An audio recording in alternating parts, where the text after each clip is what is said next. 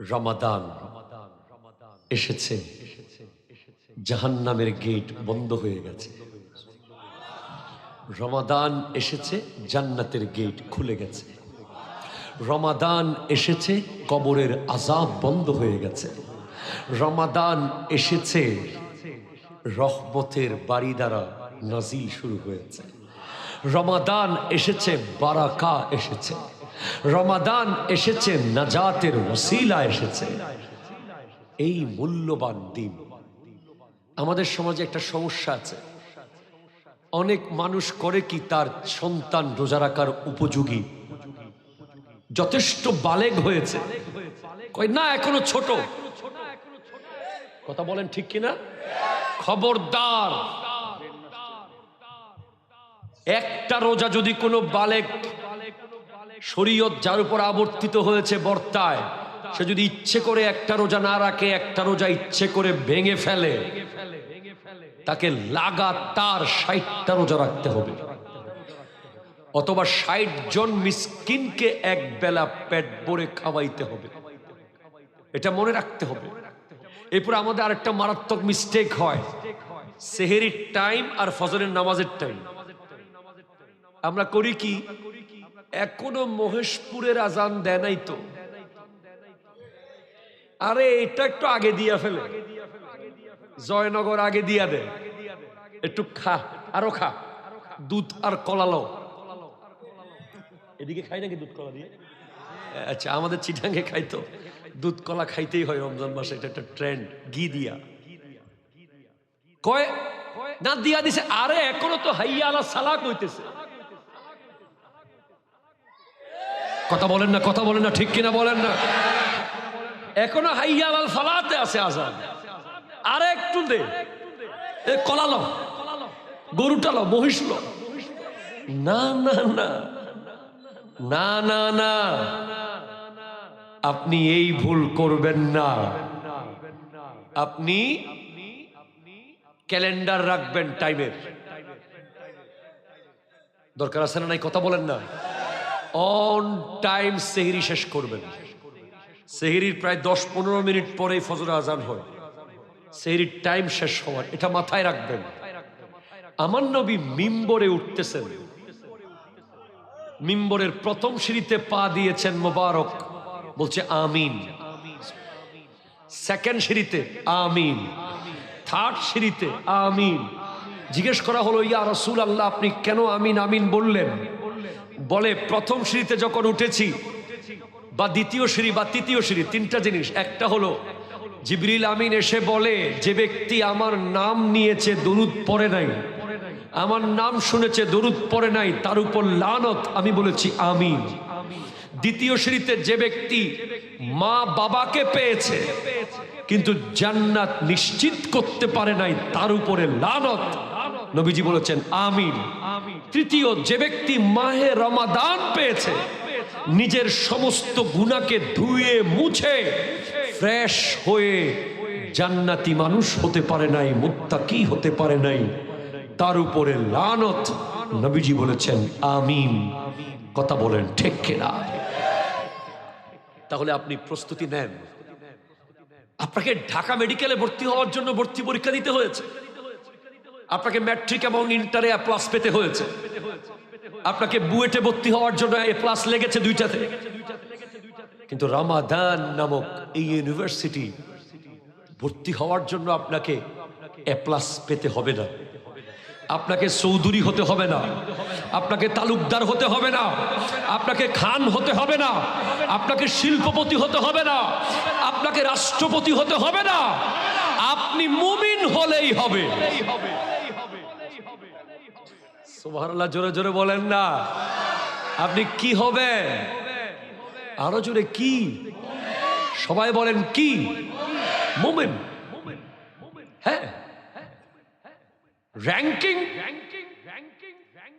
প্রেসিডেন্টের র্যাঙ্কিং দুনিয়া বানিয়েছে, উপদেষ্টার র্যাঙ্কিং দুনিয়া বানিয়েছে, জাতিসংঘের মহাসচিবের র্যাঙ্ক দুনিয়া বানিয়েছে, আমেরিকার প্রেসিডেন্টের র্যাঙ্ক দুনিয়া বানিয়েছে, আর মুত্তাকির র্যাঙ্ক বানিয়েছে আল্লাহ। কথা বলেন ঠিক কিনা? আপনি এটা মাথায় রাখবেন। আপনি যদি 30 দিনে মুত্তাকি হতে না পারেন, আপনি হারিয়ে ফেলেছেন বিশাল বড় নিয়ামত। আগামী বছর আপনি বেঁচে নাও থাকতে পারেন। এই মহেশপুরে অসংখ্য মানুষ গত বছর সেহরি আর ইফতার করেছিল, যারা এই বছর আমাদের সাথে নাই। আপনি কোন সার্টিফিকেটের পিছে দৌড়াচ্ছেন ভাই?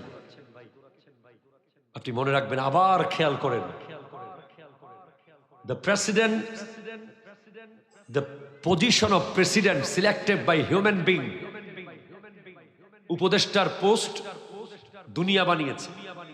কথা কোন ঠিক কিনা? জোরে বলেন। মন্ত্রীর পোস্ট আরো জোরে দুনিয়া বানিয়েছে।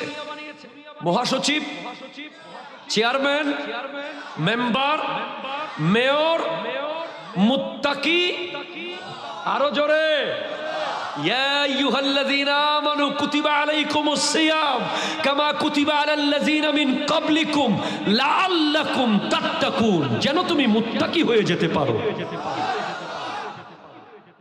কেন আমি মুত্তাকি হব? কারণ ইয়াউমা নাহশুরুল মুত্তাকিনা ইলার রহমানি ওয়াফদা, সূরা মরিয়ম।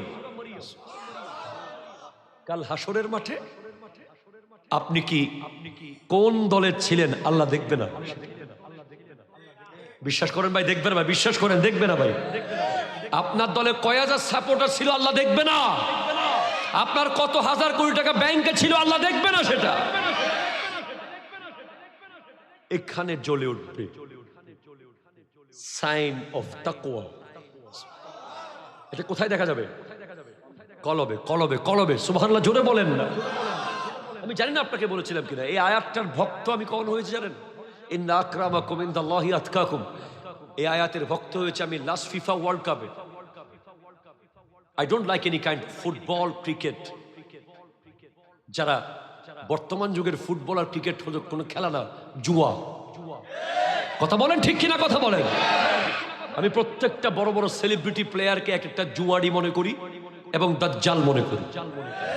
আমি যুব সমাজকে সেদিকে এনকারেজ করি না। আমি মনে করি যে লিওনেল মেসি একটা দাজ্জালের নাম। আমি মনে করি যে নেইমার একটা ছোট দাজ্জালের নাম। ক্রিস্টিয়ানো রোনালদো একটা দাজ্জালের নাম। যারা যুব সমাজকে হাফ প্যান্ট পরায়, কথা কোন ঠিক কিনা? জোরে বলেন। যারা যুব সমাজের মাথা থেকে সুন্নাতের চুল কেটে নিয়ে এইদিকে মহেশপুর বানাই দিছে, এদিকে রামনগর বানাই দিছে। ডিসপ্লে আর গোডাউন মিল নেই। কথা কোন ঠিক কিনা বলেন? ডিসপ্লে আর গোডাউন মিল নাই। শোকেস একরকম, গোডাউন আরেক রকম করে দিয়েছে। নবীজির সুন্নাহ কেড়ে নিয়েছে। তুমি অবাক হবা, তুমি জাস্ট অবাক হয়ে যাবে। শোনো, আপনিও শোনেন স্যার। লাস্ট সপ্তাহে আমার প্রোগ্রাম ছিল জাফলং এ। আমি দেখিয়েছি ঢাকা এয়ারপোর্ট থেকে সিলেট এয়ারপোর্ট। আমি ঢাকায় বিমানবন্দরে মাগরিবের নামাজ পড়তে ঢুকলাম। বিমানবন্দরের মসজিদে দেখলাম যে একজন খুব দ্রুত ইমামতি করতে চলে গেল। আমাদের মতো 2-4 জন জুব্বা পরা হুজুর আসিলাম, কিন্তু উনি আমাদের দিকে তাকাইলো না। খুব বড় ইমাম হয়ে গেল, মাথায় টুপি নাই, জিন্সের প্যান্ট পরা। গেছে গা, একদম জ্বলন্ত বাস্তব কথা বলছি। কি কেরাত পড়ছে আমি আপনাকে বলতে, আমি নামাজ পড়ে নিজে নিজে দৌড়াই পড়ছি। আবার উনি বাংলা বই পড়ে পড়ে কোরআন শরীফ শিখছে, তো পড়ে ফেলেছে। যাই হোক, পিছনে অসংখ্য মানুষ নামাজ পড়েছে, আল্লাহ জানে তাদের অবস্থা কি হবে। উনি কি জবাব দেবেন? লাস্ট ওনাকে কোনোভাবে জানতে চাওয়া হলো যে টুপি ছাড়া নামাজ পড়ালেন যে। উনি বলেন, টুপি দেওয়া কি ফরজ? খুব খেয়াল করেন আপনি, খুব খেয়াল করেন আমার এই কথাটা। টুপি দেওয়া আজকে থেকে 5 বছর আগে ফরজ ছিল না, সুন্নাত ছিল। এখনো সুন্নাত আছে, তবে আজকের দিনে টুপি দেওয়া ফরজের উপরের ফরজ না। যদি বলেন কেন, রমজান মাসের জন্য না, আরো কারণ আছে।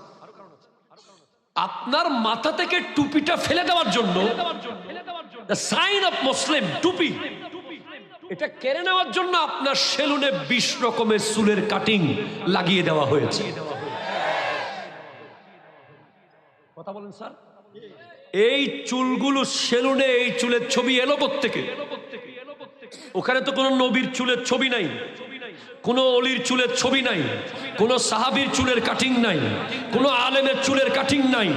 সমস্ত চুলের কাটিং ইহুদি অথবা খ্রিস্টানের। ঠিক কিনা কথা? এখন যখন আপনি ওই চুলটা কাটলেন, টুপি তো আর মাথায় থাকে না। টুপি কয় পকেটে ঢুকা। আপনার টুপি কইতেছে না, আপনার শয়তানি নফস বলতেছে, কারণ চুলের কাটিং কইতেছে। এক্স্যাক্টলি, চুলের কাটিং বলতেছে টুপিটা পকেটে ঢুকা। আমারে দেখাইতে হইব না দুনিয়াকে। আপনি এখন মোটর সাইকেলের গ্লাস দেখলে এমন করেন, কারের গ্লাসের সামনে গেলে এমন করেন, ঘরের ফার্নিচারের দোকানের সামনে গেলে এমন করেন। আপনার মাথা থেকে সুন্নাত নিয়ে ফেলার জন্য ওই ইহুদিরা প্রতিদিন হাজার হাজার মিটিং করতেছে। আগে ফজরের নামাজ পড়া ফরজ ছিল, এখনো ফরজ। এই মুহূর্তে আপনাকে মনে করতে হবে এটা ফরজ নয় শুধু, এটা একটা জিহাদ, ফজরের নামাজ পড়া। কারণ আপনাকে ফজরের নামাজে না আনার জন্য আপনার হাতে Android, smartphone, iPhone, Samsung, Galaxy, Redmi, Realme, wifi, পেঁয়াজ যেভাবে বিক্রি করে মোবাইল এখন সেভাবে বিক্রি হচ্ছে। এত ইজি কেন করে দেয়া হলো? আপনার হাতে যে মোবাইল তুলে দিয়েছে, এই একটা মোবাইল লক্ষ লক্ষ যুবককে ফজরের নামাজ থেকে বিরত করেছে। কারণ সে রাতে 2টা পর্যন্ত মোবাইল টিপবেই। যদি একবার ঢুকে, যদি সে একবার ফেসবুকে যায়, 10টা বাজে ঢুকবে, 2টার আগে ছাড় নাই। যদি একবার সে ইউটিউবে যায়, ডানে বামে সামনে পিছে, হলিউড, বলিউড, ডালিউড, কথা কথা ঠিক কিনা? আর আমাদের এক হুজুর তো বলছে রশ্মিকা মান্দানাকে দেখার জন্য, আল্লাহর নাম নিয়ে বলছে না? নাউজুবিল্লাহ, জোরে বলবেন না। আপনারা কি দেখেছেন নাকি আল্লাহর নাম নিয়ে? খবরদার, আপনারা আল্লাহর নাম নিয়ে কোনো নায়িকাকে দেখবেন না। আল্লাহর নাম নিয়ে আপনি আল্লাহর কোরআন দেখেন। সুবহানাল্লাহ, জোরে বলেন। আল্লাহর সৌন্দর্য দেখতে চাইলে আপনি সাগর দেখেন, আপনি নদী দেখেন, আপনি পাহাড় দেখেন, আপনি আপনার মা আর বাবার চেহারা দেখেন।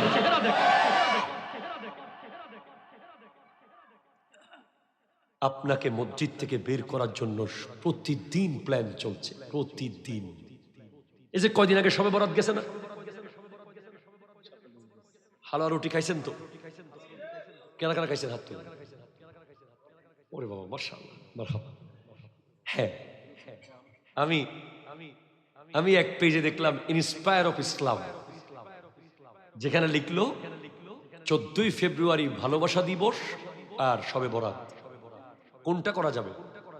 সে নিজে উত্তর দিচ্ছে আবার কোনোটাই করা যাবে না। কেন? একটা হলো হারাম আর একটা হলো বেদাত। আমরা ভাই কট্টরপন্থী না, আমরা কোরআন সুন্নাহপন্থী। হালুয়া রুটি যদি শবে বরাতের অংশ না হয়, তাহলে চনামুড়ি তো রমজানের অংশ হতে পারবে না। কথা কোন না? চনামুড়ি কি রমজানের অংশ? চনামুড়ি না খাইলে রোজা হবে না? হবে কি হবে না? অবশ্যই হবে। এরপরে আপনি দেখবেন বাংলাদেশের 95% মুসলমান চনার মুড়ি ছাড়া রোজা ভাঙে না। ঠিক কিনা বলেন? আরে ভাই, সৌদি আরবে গত রমজানে আমার এক বন্ধু, সে 70 রিয়াল গাড়ি ভাড়া দিছে, 5 রিয়াল চনামুড়ি কিনছে। তারে সৌদি আরবের গাওয়া দিলাম, শান্তি লাগে না। খেজুর দিলাম, আজওয়া, ভালো লাগে না। দই দিলাম, মাঠা দিলাম। হ্যাঁ, কই সোনামুড়ি, সোনামুড়ি।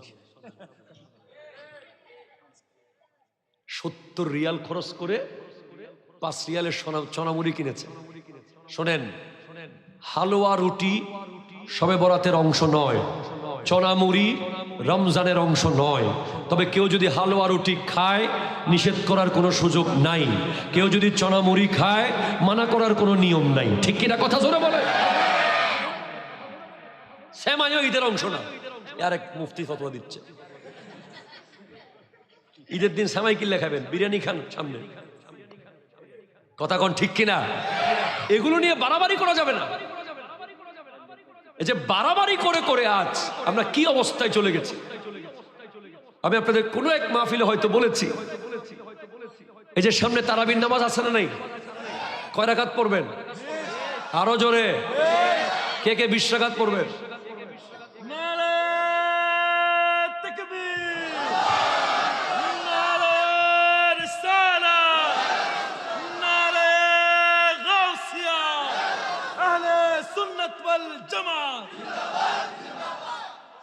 বিশ দলিল সহিহ বুখারী শরীফের মধ্যে আছে, আমি আপনাকে দেখাতে পারবো, এখন দেখাতে পারবো, বুখারীর ভিতরে আছে। তবে দলিল আপাতত রাখেন।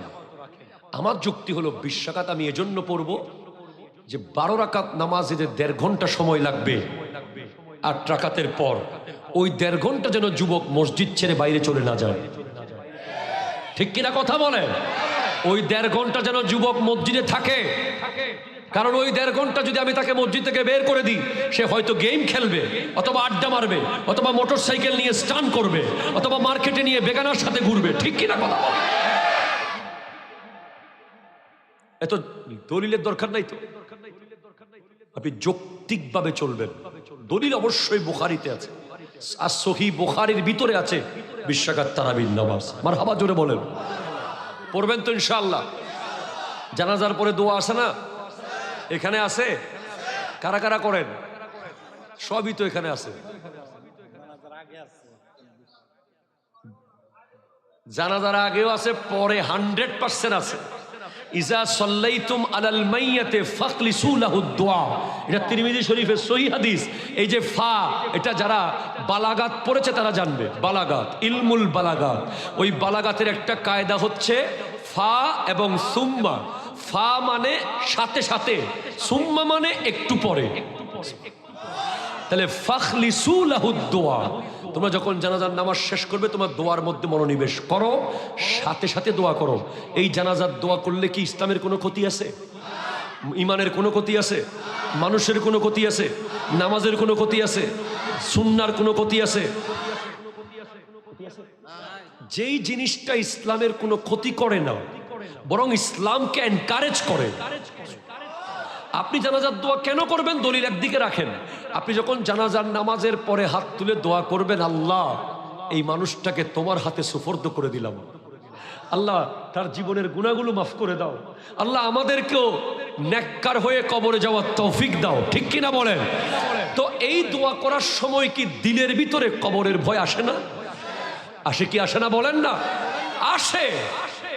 আর ওই মানুষকে আমি কিছুই দিতে পারবো না, তো সে কবরে চলে গেছে, তাকে না বাড়ি দিতে পারবো, না গাড়ি দিতে পারবো, না টাকা দিতে পারবো, না পয়সা দিতে পারবো, না হালুয়া, না রুটি, না খাবার, না বিরিয়ানি, না শরবত, কিছুই দেওয়া যাবে না, শুধু দোয়া দেওয়া যাবে। দোয়া, ঠিক কিনা বলেন? এগুলো নিয়ে বাড়াবাড়ি করবেন না। যার মন চায় না সে করবে না, যার ভালো লাগে সে করবে। এটা নিয়ে আজকে আমাদের ইসলামী সমাজে মুসলমানদের মধ্যে দ্বন্দ্ব, ফেরকা কেন হবে? যার মন চায় উনি করবেন, যার মন চায় না উনি করবেন না। দোয়া তো ইসলামেই আছে, একেবারে কোরআন শরীফের ভিতরে দোয়া আছে। সুবহানাল্লাহ, জোরে বলেন। উজিবু দাওয়াতুদ দাঈ ইজা দাআন। আল্লাহ বলছেন, আমার বান্দারা যখন দোয়া করে আমি তাদের দোয়া কবুল করি, আমি জবাব দিই। জোরে বলেন সুবহানাল্লাহ। ওয়া ইজা সালাকা ইবাদি আন্নি ফাইন্নি করিব। জোরে বলেন সুবহানাল্লাহ। আমার বান্দা যখন আমার কাছে চায়, আমার কাছে দোয়া করে, ফরিয়াদ করে, আমি তাদের কাছে। আমরা দোয়া করি কার কাছে? 5 ওয়াক্ত নামাজের পর দোয়া আছে? কোনো অসুবিধা আছে? কোনো ইখতিলাফ, কোনো সমস্যা? দরকার নাই। যার লাগবে, ভাই আমার যদি খাবার না লাগে আমি কেন চাইবো? ধরেন একটা এলাকার মধ্যে ডেগে ডেগে বিরিয়ানি দিচ্ছে, যে অলরেডি বিরিয়ানি খাই আসছে জামান হোটেল থেকে, সে কেন নিবে বিরিয়ানি? সে নিবে না। যার পেট খালি সে নিবে। তো নামাজের পরে যার দোয়া দরকার, যার গুনাহ বেশি, যার অসুবিধা বেশি, যে আল্লাহর কাছে চাইতে চায়, সে হাত তুলে দোয়া করবে আল্লাহর কাছে। হ্যাঁ হুজুর করে দেয়। আচ্ছা হুজুর এই জন্য করে দেয়, এটা আবার অতিথি সাহেব ভালো বলেছেন। হুজুর এই জন্য করে যে দেখেন, আমি বলি একটা উদাহরণ দিই। এক জায়গায় একটা লোক দোয়া করতেছে, কি দোয়া করতেছে? আল্লাহুম্মা আফানা, আল্লাহুম্মা আফানা মিনাল জান্নাতি ওয়ান নাজাতি মিনান নার, ওয়ান নাজাত। আল্লাহ তুমি জান্নাত থেকে আমাকে ফানা দাও। নাউজুবিল্লাহ বলবেন না? আর এক জায়গায় একজন দোয়া করতে দেখেছি আমি, আল্লাহুম্মা আতিনা মিনান নার, আল্লাহ আপনি আমাকে জাহান্নামে দিয়ে দেন। তো এইরকম অনেক মানুষ দোয়া করতে জানে না। কোন দোয়া করলে, কোন ওসিলায় দোয়া করলে, কি নিয়ে দোয়া করলে অ্যাপ্রোপ্রিয়েটলি কবুল হবে, এটা ওলামায়ে কেরাম ভালো জানেন। এজন্য হুজুর করে। আমি আপনাকে স্পষ্ট দলিল দিয়ে যাচ্ছি। আমার নবীজি একদিন মসজিদ আর নববীতে নামাজ আদায় করলেন। তিরমিজি শরীফের হাদিস, জোরে বলেন সুবহানাল্লাহ। আমি 100% নিশ্চিত সহিহ হাদিস, সহিহ হাদিস, সহিহ হাদিস। তিরমিজি কোন মিজি? আজকে থেকে 1200 বছর আগের কিতাব। কয়শো বছর? 1200 বছর আগে। এক ব্যক্তি নামাজ পড়ে দৌড়ে চলে যাচ্ছে। আমার নবী তাকে বলছেন, আইয়ুহাল মুসাল্লি আজিলতা আইয়ুহাল মুসাল্লি, এ মুসাল্লি তুমি তাড়াহুড়া করছো। ইজা সাল্লাইতা ফাকাআতা, যখন তুমি নামাজ শেষ করবে তুমি বসবে। একটা জোরে কর না ভাই। তো কি করবে? ফাহমিদিল্লাহ বিমা হুয়া আহলুহু, আল্লাহর প্রশংসা করবে যতটুকু প্রশংসার হকদার আমার আল্লাহ। সেটা কি? লা ইলাহা ইল্লাল্লাহু ওয়াহদাহু লা শারীকা লাহু লাহুল মুলকু ওয়া লাহুল হামদু ইউহয়ী ওয়া ইউমীত ওয়া হুয়া আলা কুল্লি শাইইন কাদির। দরকার আছে না নাই? আপনি জুমার নামাজ পড়ে যেই দৌড় মারেন, মনে এই মাত্র 17 বছর পর জেলখানা থেকে ছাড়া পাইছে। কথা কোনো ঠিক কিনা জোরে বলেন না। লজ্জায় মাথা নিচু হয়ে যায়, এরাও নাকি মুসলমান। আপনি জুমার নামাজের পরে দৌড় দেন কেন ভাই? বাইরে আপনারা কেউ কি আসামি দাঁড়ায় আছে নাকি? নাকি আপনি নিজে আসামি? এক আজব বাবা। ফুটবল খেলা 90 মিনিট দেখার পরে আরো আধা ঘন্টা, আরো 15 মিনিট, টেনশন নাই। কিন্তু খতিব সাহেব যদি 5 মিনিট বেশি ওয়াজ করে, ক্রিকেট কয় ঘন্টা? ও আপনিও দেখেন তাহলে মাঝে মাঝে। আমি তো জানতাম না। আচ্ছা 3 ঘন্টা ক্রিকেট আমাদের অতিথি বলছেন।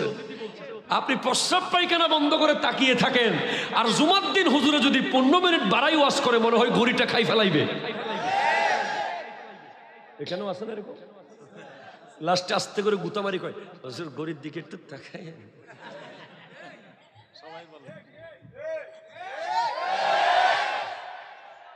আমাদের আহলে সুন্নাত ওয়াল জামাতের বিখ্যাত আলেম আল্লামা এম.এ. জলিল রহমতুল্লাহ আলাইহি, উনি ঢাকা দৌসুল আজম মসজিদ নামাজ পড়াতেন। উনি বিসিএস ক্যাডার, আবার আলেম হাফেজ। উনি ওয়াজ করতেন 2.5 ঘন্টা 3 ঘন্টা জুমাতে, এবং উনি বলতেন আজকে কামিলের ক্লাস করলাম, আজকে ফাজিলের ক্লাস করাইছি, আজকে মাস্টার্সের ক্লাস করাইছি। এখন আমাদের যুবকরা মসজিদে আসে একামতের টাইমে, তাও আবার আল্লাহু আকবার তখন না বলে, কথা আমাদের সালাত কইছেনি। তো আপনার সমাজ কেমনে পাল্টাবে? আপনি 12 মাসে কি কি বিষয়ে শুনতে চান, আপনি খতিব মহোদয়কে লিখে দেন। আমার মসজিদ ঢাকা খিলগাঁওতে আমাকে 1 বছরের বিষয় দিয়ে দেওয়া হয়েছে মসজিদ কর্তৃপক্ষ। হ্যাঁ, আমি বলতে সৌদি আরব সরকার দেয়, আমাদের সরকার দিচ্ছে না। যাই হোক, আপনি এলাকার মহেশপুরের যুবকরা একত্রিত হবে যে হুজুর আমরা সকাল 11টায় মসজিদে চলে আসব, আপনাকে এই 2024 সালে মোট 58 বা 52 যত জুমা আছে, আপনি এই বিষয়গুলো আমাদেরকে জানাবেন, তোমরা আসবে। এইভাবেই সমাজ পাল্টাবে। ঠিক না হুজুর? এখন হুজুর একা শুরু করে ওয়াজ, আশেপাশে 2 জন মুরব্বী থাকে, কি শোনাবে এদেরকে? মুরব্বীরা তো অলরেডি নিজেরাই হুজুর হয়ে গেছে শুনতে শুনতে। প্রজন্মকে বলবেন আপনি, হুজুর আমাকে বলেন, আপনি আমাকে জানান যে রহমত অ্যাকর্ডিং টু সায়েন্স, আপনি আমাকে বলেন নবীর সুন্নাহর গুরুত্ব কি, আপনি আমাকে বলেন একটু আগে এক ছেলে আমাকে কাগজ দিয়েছে, নাম বলতে নিষেধ করে, নাম বলবো না, কাগজ আমার পকেটেই আছে। সে বলতেছে সে একটা বেগানা মেয়ের সাথে তার সম্পর্ক হয়ে গেছে, এখন তার পরিবার তাকে কি ওই মেয়ের সাথে বিয়ে দেবে না, সে কেমনে ওই মেয়ে থেকে ফেরত আসবে? হ্যাঁ, উই আর দ্য ডক্টর। আপনি ওই যুবক যদি আমার সাথে আধা ঘন্টা বসে কথা বলে, সে একটা না 10টা মেয়েকে ছেড়ে দিতে পারবে, একটা না। তোমার ওয়াজ তো বেশি লম্বা হয়ে যাবে, আমাকে তুমি ছেড়ে দাও না।